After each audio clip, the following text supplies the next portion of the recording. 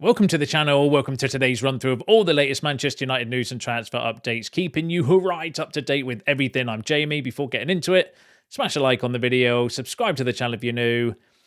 Let's jump straight into it. So let's kick off with a bit of a blow, obviously at the weekend. Yes, the main blow was dropping 2 points. In my opinion, I'm still of that mindset. If you watch the match reaction, where still frustrated actually that we kind of threw that game away ourselves. I don't think Tottenham deserved to necessarily come back and get ahead in that game. I thought we were, architects of our own downfall still. But give us your thoughts on the match if you haven't already. But the other big blow was the Benjamin Šeško injury. That was a massive worry. Him coming on and then coming off again. Rúben Amorim didn't sound very happy in the press conference after the game, where he was a little bit downbeat, saying, look, he's more worried about Sesko's injury than he is his form or anything like that, because I think he's unfairly come under a lot of criticism recently, Sesko, for one bad game really against Forest. Other than that, I think his appearances have been pretty decent for us. I don't agree with the criticism at all when you compare him, especially to some more expensive signings in the summer that are performing much worse than him, in my opinion. But that's a different topic. But at the time of recording, it's believed that there might be some sort of update coming out later on today, but I haven't got anything at the moment. The only thing that's been shared is this is coming from Sam C and Gimme Sport, saying that sources have told Gimme Sport that Sesko felt pain in his knee following the incident, but early signs suggest that it might not be anything serious. The Slovenian striker is due to undergo a scan tomorrow, which he had yesterday. That was yesterday. And with the results set to confirm the extent of the issue, until then, Manchester United remaining cautious. The scare comes at a challenging moment for Sesko, who has been gradually adapting to life at Old Trafford since the summer move. But he has shown flashes of his quality, combining strength, movement, and finishing abilities, and has been looking to build momentum. Before the setback, Rúben Amorim admitted after the match that Sesko's condition was a concern, but reiterated that there was no reason to panic at this stage. It didn't look good, though. I saw there's been some clips doing the rounds on social media today of him walking out the stadium, and he was walking very, very gingerly, to say the least, and that did look worrying. But according to Sam C, who is quite connected at the club as well, he's saying that early signs it may not be anything serious, which, touch wood, it is. It still looks like he might be out for a while or for a bit. I mean, hopefully not. Hopefully we can get lucky and he's just the international break and then it's nothing too bad beyond that. But hopefully it's not like a cruciate knee ligament or something like that when he's out for pretty much a season ender, before his season's even got up and running again, with him just finding his feet and stuff. But yeah, that's going to be a bit of a blow. I suppose what do we do? What do we do from here? I mean, Cunha could stay up top. That's the obvious one. Mount coming in for and play in Cunha's position. Mount, Cunha, and Bumo up top. That's that's one way around it, and it could be that Zirkzee gets given some game time now, but especially if it's going to be for a while. But the issue with that is because Zirkzee's had no pre-season, hasn't had any minutes recently either, so it's like starting a player who will need time to get up to match rhythm as well. So it is a bit of a worry, the Benjamin Šeško injury. According to Dean Jones as well, he was saying something similar regarding Zirkzee. So Joshua Zirkzee will be hoping for one more chance to prove himself at Manchester United as they await the outcome of scans on an injury sustained by Benjamin Šeško that could prove critical to the club's January transfer plans. But the Reds would be willing to go into the January transfer market for a forward if the Slovenian striker was to face a lengthy layoff. That's interesting. Šeško limped off for the 2-2 draw against Tottenham Hotspur Saturday, and afterwards Man United boss Rúben Amorim admitted it's something in his knee. So let's see.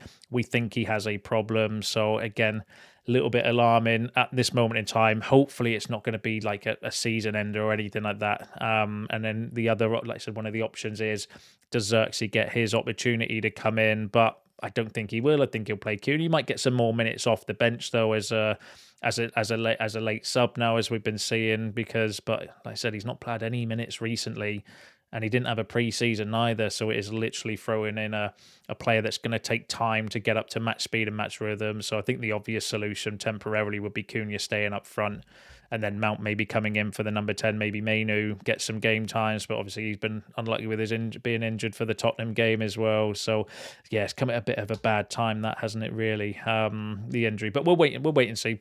We'll wait and see what happens regarding that. But yeah, give us your thoughts and feelings on that in the comments below. But interesting interesting in that report. It was saying that, you know, one of the other options could be that we go into the market in the winter window, because obviously if he is out for a sustained period of time, maybe they would look to bring in a replacement. One thing that they won't be doing, though, by the sounds of things, is recalling Rasmus Hojlund.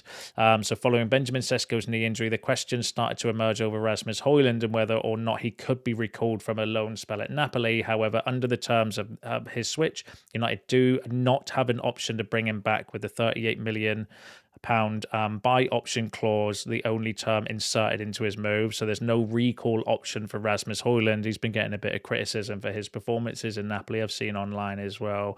But yeah, so according to the Manchester Evening News, there's no recall option for Rasmus Hojlund, so we he can't be recalled in January if Sesko is going to be out for a particular long period of time. And then it's a case of, you know, who would you go for? Because we know from the transfer rumours and or the bits that have been going on, is United only want to buy players for the now, or that are ready to come in, and, you know, not short-term stopgaps. But would that be different if we do get an injury and there's an opportunity in the market to sign somebody? One player that could be plausible, he's been linked with us for a while. Reports from Italy, so the Gazzetta dello Sport, claim multiple clubs are keeping an eye on Vlahovic's situation. As it stands, he is expected to become a free agent next summer. United have been linked with the striker in previous windows, while Barcelona, Bayern Munich and Tottenham are all said to be considering a move for him. So with him being, you know, potentially out of contract for Juventus in the summer, could that be something like somebody that you could go for in January if Sesko is out for a particularly, you know, lengthy period of time? Because you've got to remember, it comes at a really bad time with AFCON, where we're already going to be losing, you know, our best player, in my opinion, in Bryan Mbeumo, our second best player in Amad Diallo, in my opinion, and then Mazraoui obviously going as well. So we're already going to be short in our attacking options. And as we know, the attack was the main priority for the club in the summer window to go and strengthen. We obviously spent all the money on Mbeumo, Sesko and Cunha up front. So that would be a big blow if Sesko is then injured for that period as well. It does leave us with a bit of a headache. So could somebody like Vlahović, who would be, you know, Juventus, I'm sure, would maybe be more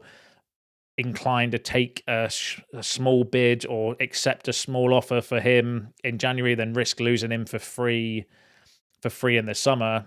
I don't know. I'd want to see a bit more credibility than Italian media personally, but I'm just throwing out options there because obviously it is a worry at the moment. Just on Mbeumo, the other player that we're obviously missing for the AFCON. This was interesting coming out from a journalist that's actually quite well connected with African news and players and stuff. So Bryan Mbeumo is leaving it to Manchester United and Cameroon to sort out his AFCON call-up. United are expected to ask the Cameroon FA, who are open to discussing dates, and allow Mbeumo to remain in England for the games against Bournemouth and Villa on the day AFCON officially kicks off. The club wants to avoid a repeat of the Onana saga in the last AFCON, and Mbeumo doesn't want to upset either side and wants clarity on his release. So according to some reports, or a decent journalist when it comes to like African news and stuff, suggesting that United are potentially going to ask Cameroon to delay Mbeumo's call up so he's not missing for as many games during AFCON. And I don't know, I'd imagine they'll maybe try and do the same, you know, for Mazraoui and Amad as well, to try and minimize the impact that that's going to have on us through that busy period as well, right at the festive period, isn't it? But you know, them's the cards that we've got, so we're just going to have to try and deal with it as best as we can. But I'll bring you any updates on Sesko's injury as it comes up. But if it is a long period, then maybe they would look to the market as well, maybe bring in another attacker to either keep playing Cunha up front, maybe another 10, for example, because we know the situation with Zirkzee. Is he fancied, really? He's not been getting any minutes off the bench, so hard to tell, isn't it? It is hard to say, but we'll I'll bring you any updates when they come out, but give us your shouts on that in the comments below, as I am sure that you will. Right, let's go through the rest of the transfer news. So Fabrizio Romano's come out talking about midfielders again, saying that, so speaking on Gimme Sport, Market Madness podcast, Romano has confirmed that Manchester United will sign at least one midfielder in 2026, with Gallagher a potential opportunity. Angelo Stiller of Stuttgart is another who is appreciated, but Romano confirms that January won't be an easy time to bring in these kinds of players. So these are quotes from Romano on the podcast, saying Conor Gallagher could be an opportunity, but Atletico Madrid didn't want to let him go in August. So let's see what happens in the January window. Angelo Stiller is also a player they appreciate from Stuttgart, but I don't see a German club selling one of their stars in the January window at all. So January is not going to be easy. It's going to be about opportunities in the summer. It could be different, and for sure Manchester United in 2026 will add again at least one midfielder. So Romano again name dropping Conor Gallagher and Angelo Stiller as potential names. I think they are on the list. I would put those two on the list with the the three Baleba, Wharton, and Anderson. I think the three Premier League proven players. Conor Gallagher might be one to keep an eye on, because if he's available, that could be an opportunity that they're talking about, because I don't think we're going to get some of the main three, question marks over Baleba and his form and price. Same with Anderson, although Ben Jacobs was saying the other day that he might be available for less than what's being quoted, like the 120 million pound, but wouldn't let on to exactly what, suggesting that maybe I think that maybe he's got like either an agreement for less or maybe some sort of release clause where he could be picked up for a lot less. But we'll wait for any credibility or for that sort of news to come out, because I'm sure Nottingham Forest are going to keep that sort of information very close to their chest. But again, I can't see that being a January move. Adam Wharton, there's reports today that maybe he might be in contract negotiations with Crystal Palace to get a new deal again. Sometimes, though, that doesn't necessarily mean a player won't go, because Cunha signed a new deal with Wolves in January last year, and it included the release clause, and obviously we still signed him anyway. So just because a player signs a new contract, they could just be inserting clauses to protect the value of the club and then still sell them in the summer. But yeah, Conor Gallagher might be one to keep an eye on, if he is available. But then that begs the question, is Gallagher better than Mainu for that position? I suppose it depends on what Amorim wants, because if I think Gallagher could do, he's got more legs and can probably play 90 minutes better than Casemiro, because the drop-off when Casemiro's not playing, I'm sure you've seen the stats, like the amount of goals we can see when Casemiro isn't on the pitch is ridiculous compared to when he's on the pitch. So he's doing a really good job for us defensively. But then I don't know. It's a weird situation, isn't it, with Mainu and everything that's happening there. Conor Gallagher, give us your thoughts on that in the comments below. It'll be interesting to hear what you've got to say regarding that situation.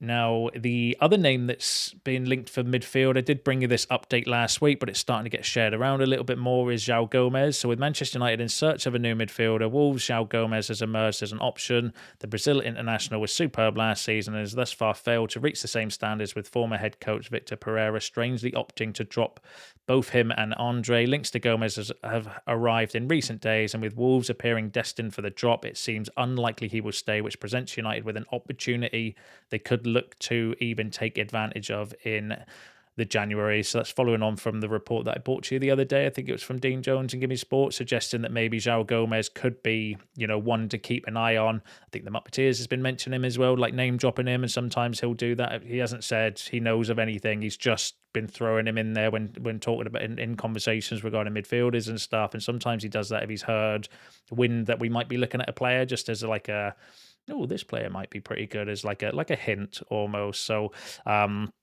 I would rather Gomez than Gallagher. I think for January, if you could get Gomez, shared his stats in that the other day, comparable to Casemiro, is a pretty decent fit. But he's young, Premier League proven as well, ticks the boxes, and maybe somebody that we would want in the future. I'm sure we were linked with Gomez before he went to Wolves as well, so he might be a player that's been on our radar for a while. But I would rather do that, I think, than Conor Gallagher in January. But again, it all depends on availability, prices, opportunities, all of that sort of jazz as well. But give us your preferences, or give us your shouts in the comments below. That'll be interesting to hear what you say regarding that as well. And let's go through a little bit of a Jadon Sancho update for you. So Borussia Dortmund consider winter move for out of favour Aston Villa forward Jadon Sancho. So Bild reports that Borussia Dortmund are considering a winter move for Jadon Sancho, with the winger struggling at Aston Villa. The 25-year-old has made only 25-year-old has only made 336 minutes across 8 appearances since joining from Manchester United on loan in the summer, and Villa are said to be unhappy with Sancho's performances so much they could terminate his loan in the winter. Dortmund continue to watch the situation of Sancho and are weighing up whether to make a move for the winger in the winter, as he could be available for a low fee. Add this to the 25-year-old's contract at United expires next summer as well. So Borussia Dortmund's love affair with Jadon Sancho still alive, according to Bild. Where they're suggesting that maybe Dortmund might, because they do need attackers. Dortmund apparently they do want to strengthen because they're struggling for goals, and they want to get the best out of Guirassy, I think, as well. So maybe Sancho could be an option, because otherwise we're just going to leave him for free. Because I think there was a report the other day, wasn't there, that was saying that United are happy to bite the bullet and just let Jadon Sancho go and be done with him, not doing the +1 option. So if there's a way that maybe we could terminate, or Villa terminate his loan, or we recall him from loan, I don't know whether we could do that, whether that's in his clause or not, as a way to then sell him to Dortmund on the cheap. Still better than nothing, which is what we're going to get for him in the summer anyway. So that's an interesting one. We'll keep an eye on that one as it approaches the end of the year and the start of the January transfer window opening.